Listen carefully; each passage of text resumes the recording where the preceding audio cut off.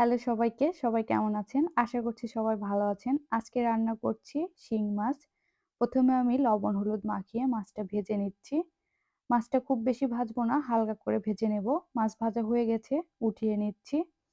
এখন একই তেলে দিয়ে দিচ্ছি পাঁচফোড়ন ১/২ চা চামচ, দিয়ে দিচ্ছি ৪ থেকে ৫ টা কাঁচামরিচ।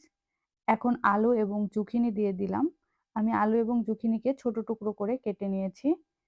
এখন দিয়ে দিচ্ছি পরিমাণ মতো লবণ। দিয়ে দিচ্ছি 1/2 চা চামচ হলুদ গুঁড়া।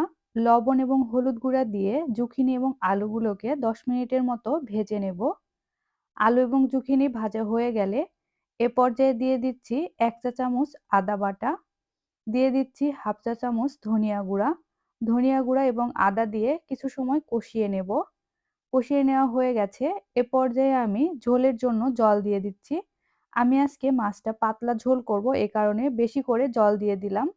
ঝোল ফুটে গেছে। এ পর্যায়ে আগে থেকে ভেজে রাখা মাছগুলো দিয়ে দিলাম।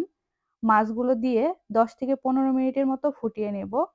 রান্না প্রায় হয়ে গেছে। এ পর্যায়ে দিয়ে দিচ্ছি 1/2 চা চামচ ভাজা জিরা গুঁড়া। জিরা গুঁড়োটা দিয়ে ঝোলটা নামিয়ে নিব। আমার রেসিপিটা কেমন লাগলো তা অবশ্যই কমেন্ট করে জানাবেন।